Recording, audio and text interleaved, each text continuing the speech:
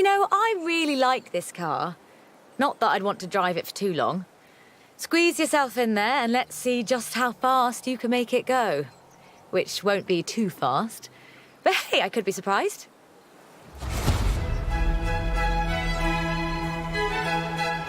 The Peel P50 has the dubious honour of being the smallest production car in the world.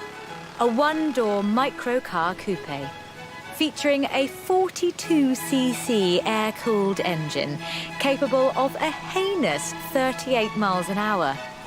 And a handle so you can pick it up and carry it with you when you get to work. And keep in mind that this is the production version. The prototype had the single wheel at the front. Why would you think that was a good idea?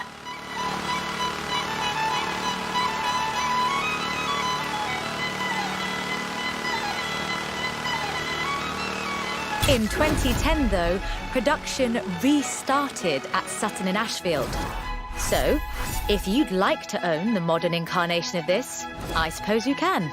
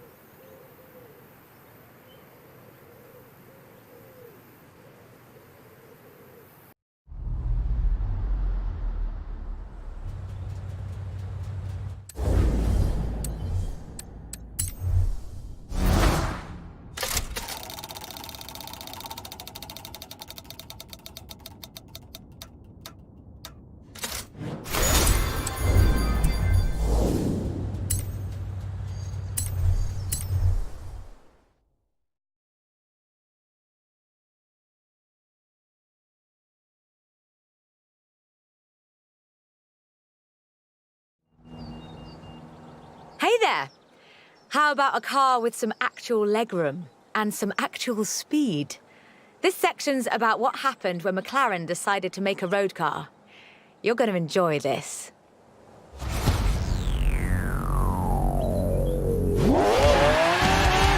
The track and the road have very different requirements.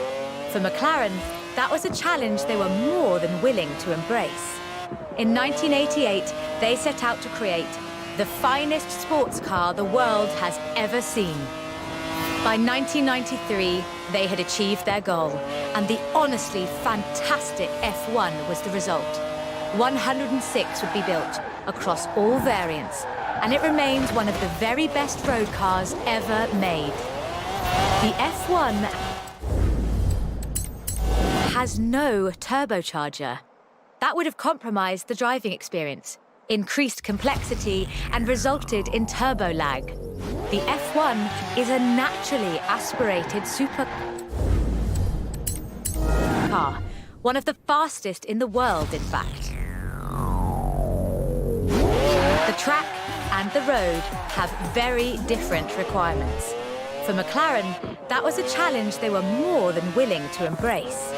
In 1988, they set out to create the finest sports car the world has ever seen.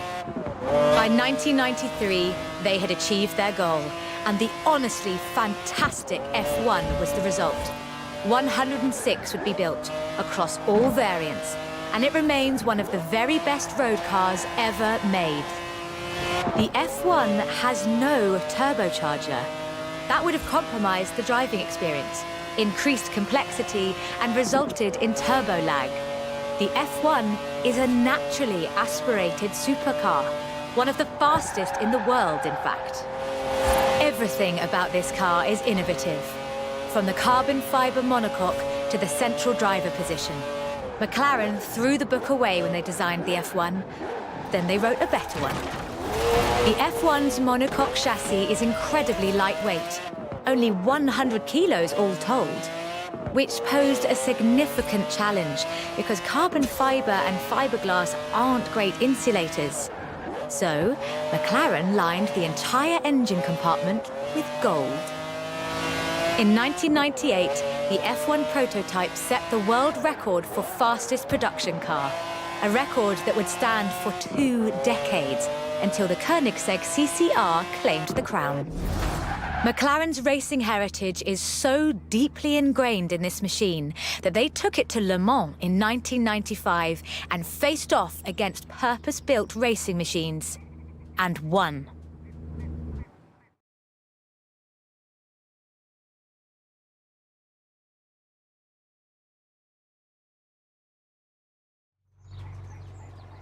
So, with something like the F1 to live up to, where do you go next? Well, you throw the book away again and write an even better one.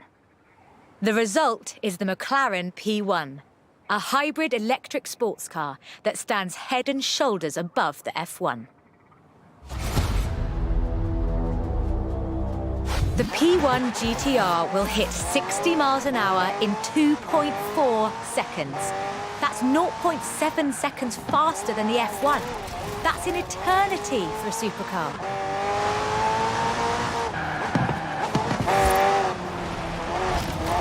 The car's blistering performance is delivered by a twin-turbo V8, supplemented by a McLaren ECU electric motor and instant power assist system. And they do mean instant.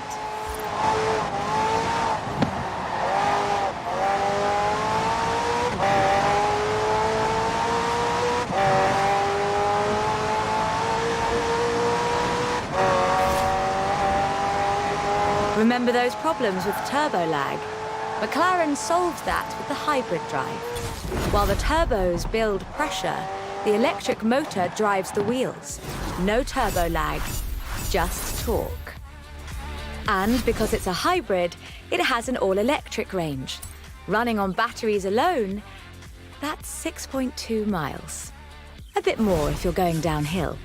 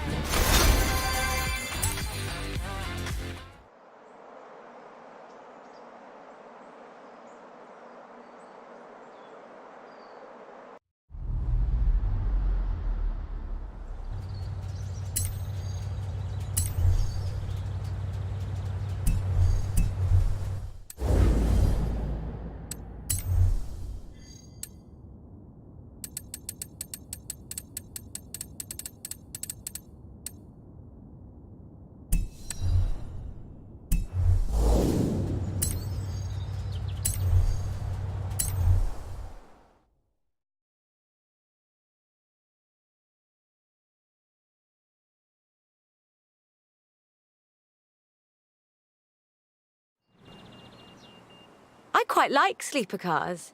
Did Alex ever tell you the story of what we got up to in Colorado? There was this sleeper car competition, you see. Let's just say no one was ready for the sunbeam.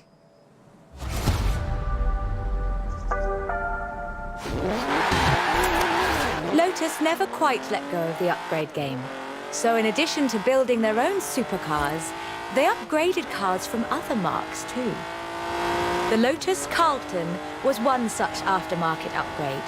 Lotus took a respectable 4-door Vauxhall saloon and turned it into a supercar. From the outside, there are a few signs that this is something special. Wider wheel arches, that sort of thing.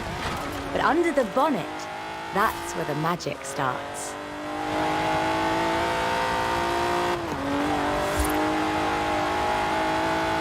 Engine capacity was increased to 3.6 litres, and twin Garrett T25 turbochargers were added. The engine block was reinforced, and new crankshafts were forged by Opel and machined in Germany. At the roundabout, take the third exit. The tyres were widened, and the tyre compound from the Lotus Esprit was used. To handle camber change issues, they put in the self-leveling suspension from the Opel Senator. The only upgrade they didn't put in was an electronic speed limiter. All of this resulted in the Lotus Carlton, designated Type 104 by Lotus. A 177 miles per hour supercar, masquerading as a four-door saloon. Only 950 of these custom gems were built, and they've become something of a modern classic.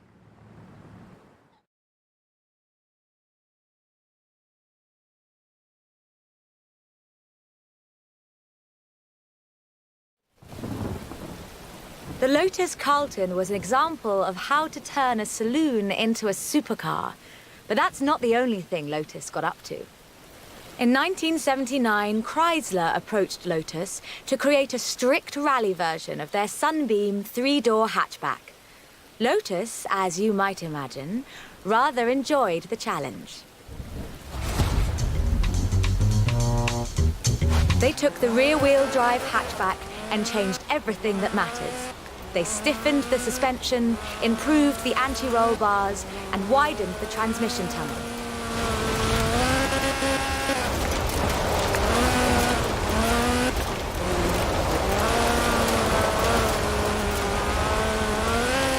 Performance was increased by fitting a 2.2-litre version of the Lotus 911 slant four-cylinder engine, resulting in an impressive 250 brake horsepower, up from a meager 105 on the original.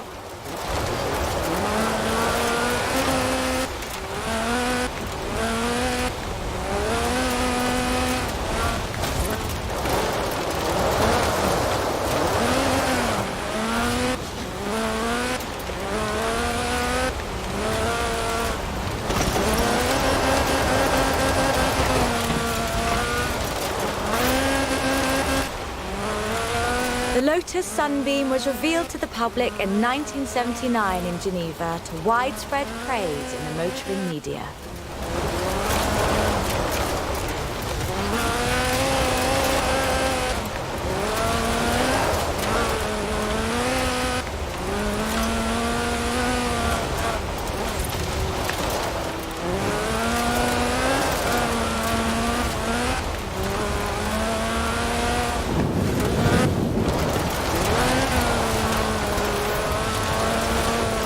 More importantly, the Lotus Sunbeam saw racing success too.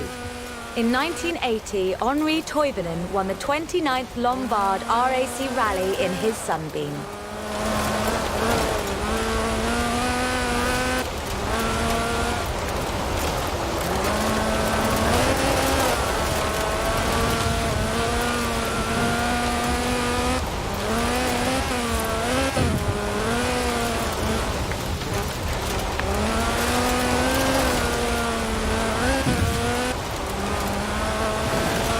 Almost makes you wonder if Lotus should do more conversion.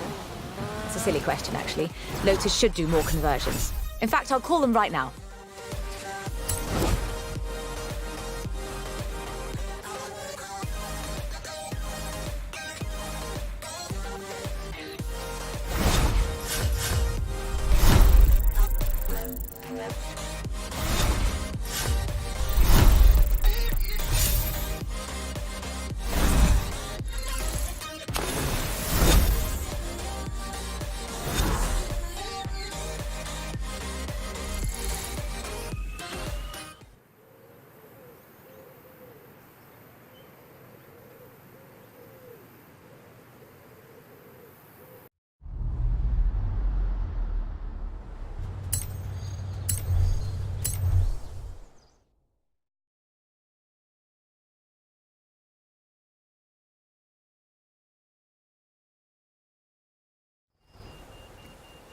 I honestly think these might be some of the most beautiful cars in the world. And the story of how it came about is, well, really British. Get in the car and let's get this segment.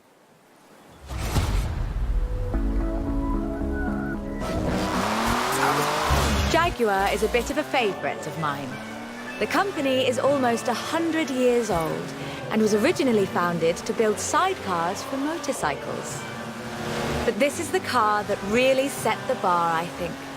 The 1961 E-Type. When he saw it, Enzo Ferrari called it the most beautiful car in the world. High praise indeed. He wasn't alone in his admiration. Accolades have followed this car ever since. It's been in movies, comics, games, and TV shows. Unlike some later cars on the mark, it wasn't just looks though. The E-Type was light and fast.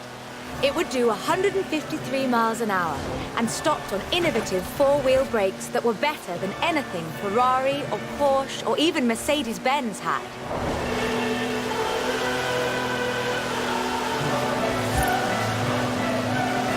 It was solid too, with a design based on the D-Type that won the 24 Hours of Le Mans 3 years in a row. At the roundabout, take the second exit. Anyone who owns an E-Type will tell you that the key to their reliability is to drive them regularly, as if you'd need the excuse.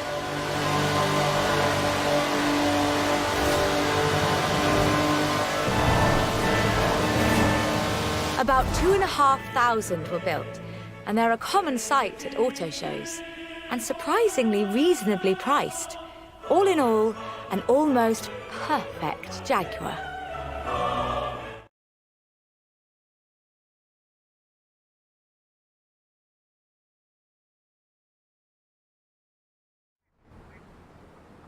The E-Type was the successor to the Le Mans winning D-Type. But what would that look like if Jaguar designed it today? In 2013, Jaguar answered that question with the F-Type Project 7, a spiritual successor to the E-Type, and designed from the ground up to be the purest, most enjoyable Jaguar yet.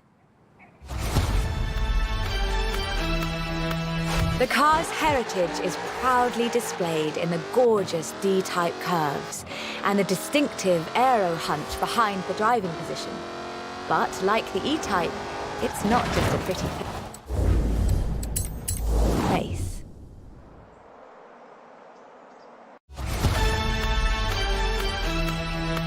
The car's heritage is proudly displayed in the gorgeous D-Type curves and the distinctive aero hunch behind the driving position.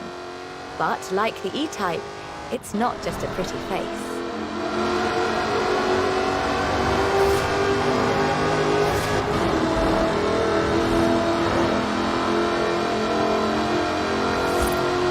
Powered by a 5-litre V8 supercharged engine, with a fully aluminium body, it's blisteringly fast, with a 0 to 60 speed of 3.8 seconds and a top speed of 186 miles an hour. A car as beautiful as this must surely have been a carefully authored design. Actually, it started as a sketch by designer César Pierri, thrown together one Friday in his free time.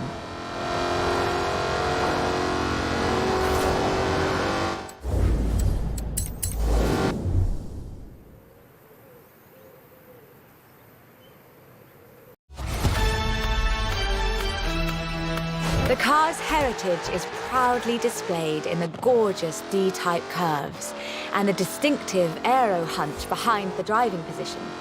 But like the E-Type, it's not just a pretty face.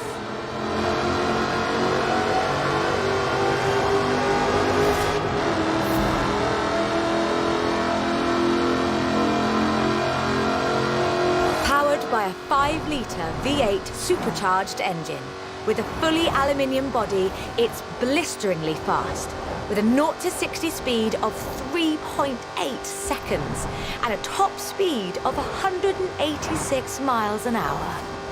A car as beautiful as this must surely have been a carefully authored design. Actually, it started as a sketch by designer César Pierri, thrown together one Friday in his free time. Jaguar's design director, Ian Callum, saw the sketch in a thumbnail on César's computer during a meeting and asked him what it was. The rest is history.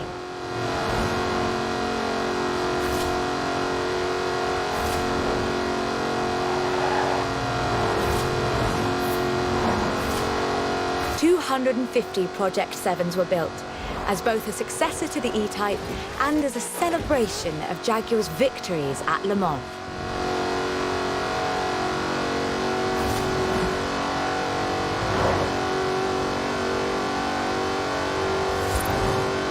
I think I speak for all of us when I say, thank heavens for César's Friday afternoon doodle.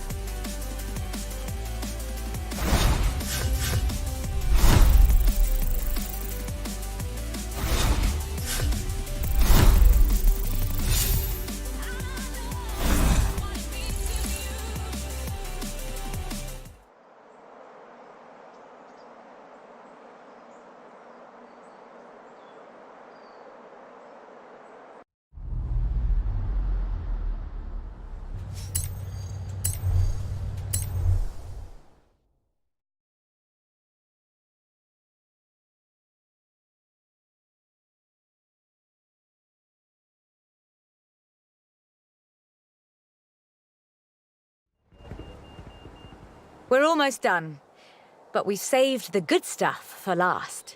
A spot of rallying in the most British car of them all. Get in, strap in, and let's nail this one.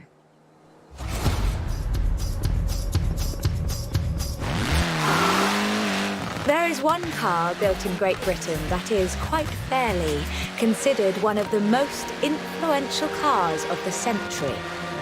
It's a surprisingly spacious little city car, with a side-mounted engine. It's an icon of popular culture.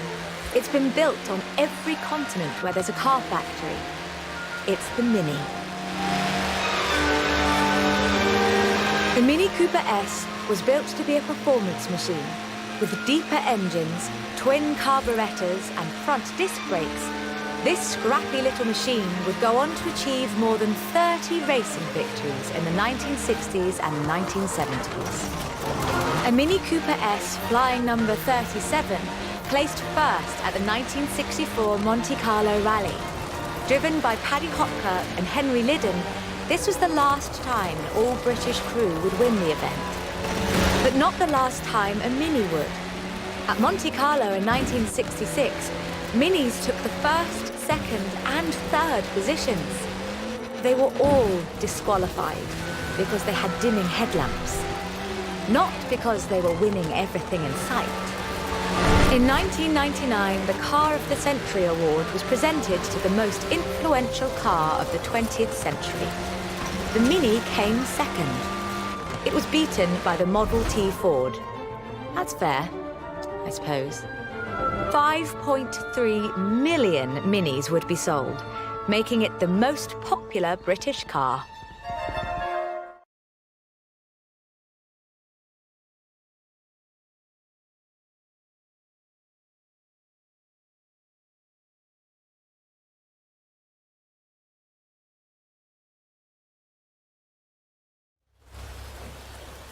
And then, in 2000, BMW resumed production of the Mini, breathing new life into the iconic marque. If the Mini of the 1960s had its sights set on the roads of Monte Carlo, the X-Rayed Countryman has its eyes on something a little tougher. The deserts and rough terrain of the Dakar, for starters. A wit once said that the only thing Mini in this monster was the pedal. That's rather missing the point, I think. The X-Rayed Countryman is much, much bigger than the Mini Cooper. It has to be. A stage of the Dakar demands literally tons of gear. You could call it a tank. It does rather sound like one.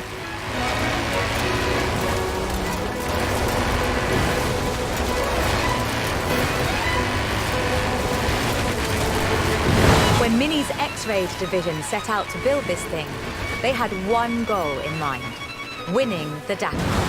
And they did, every year, from 2012 to 2015.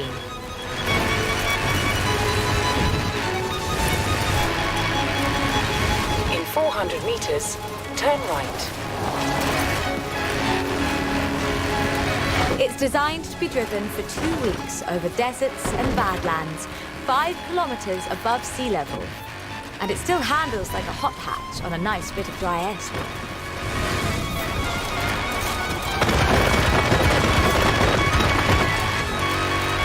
Owners come and go. The heritage of a car like the Mini is more than who owns the keys to the shop. I fully expect to see Mini's wings flying for another century.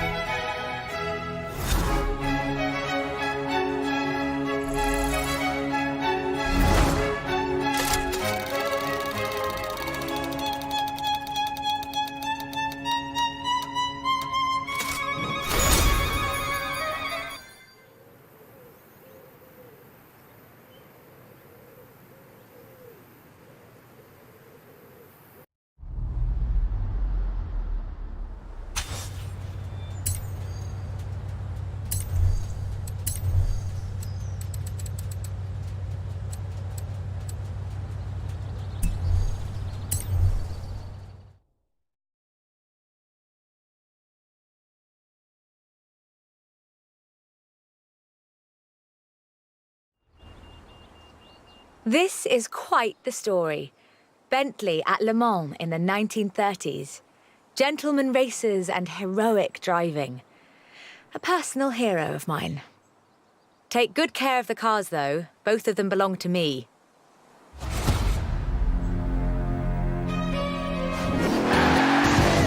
Bentley. A company founded in 1919 in Cricklewood, North London, and purchased by Rolls-Royce in the 30s. A company synonymous with both racing and luxury.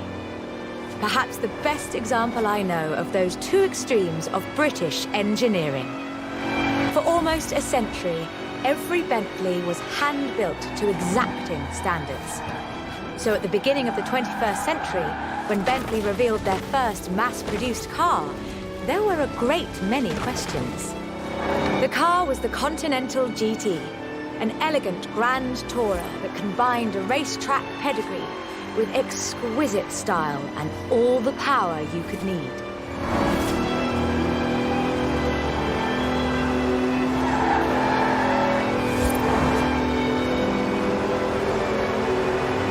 The move to mass production has done nothing to blunt the Bentley experience. The 2017 Continental Supersport is responsive, fast, and beautifully designed.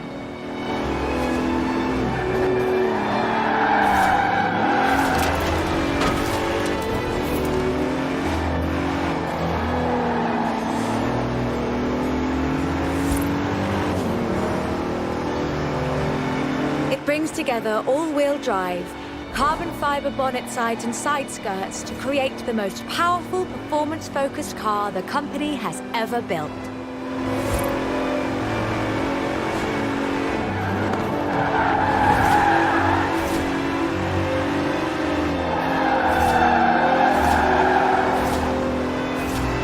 But never forget, Bentley's pedigree is racing, and the Bentley Continental embraces that. In 2007, a largely standard Continental Speed GT broke Bugatti's record for the flying kilometre on the frozen Baltic Sea. And then in 2011, they broke their own record. 205 miles an hour, both ways, on ice. Even when building these gorgeous Grand Tourers, Bentley is driven to excellence.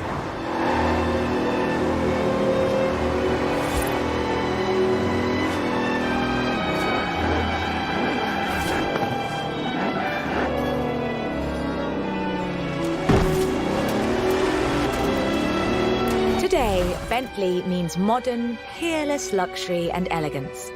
But that's far from the full story.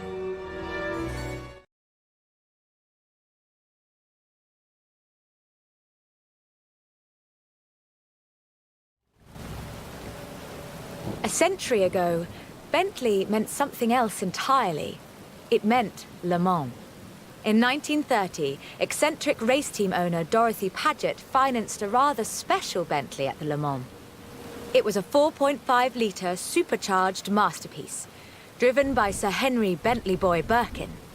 It posted the fastest time on the day, but it failed to finish. But what a race it was! Sir Henry's courageous driving forced Rudolf Caracciolla's 7-litre Mercedes out of the race at the cost of his own victory. But in doing so, he ensured that the Bentley Sixes would take the victory.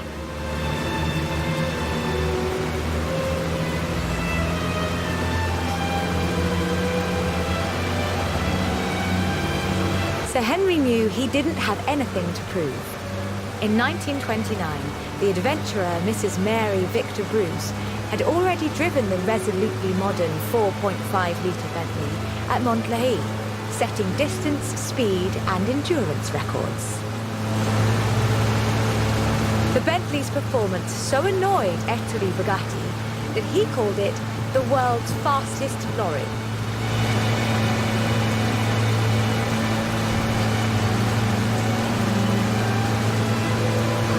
And when the blower finally went on auction in 2012, it fetched more than enough to get yourself a Veyron and a racing truck.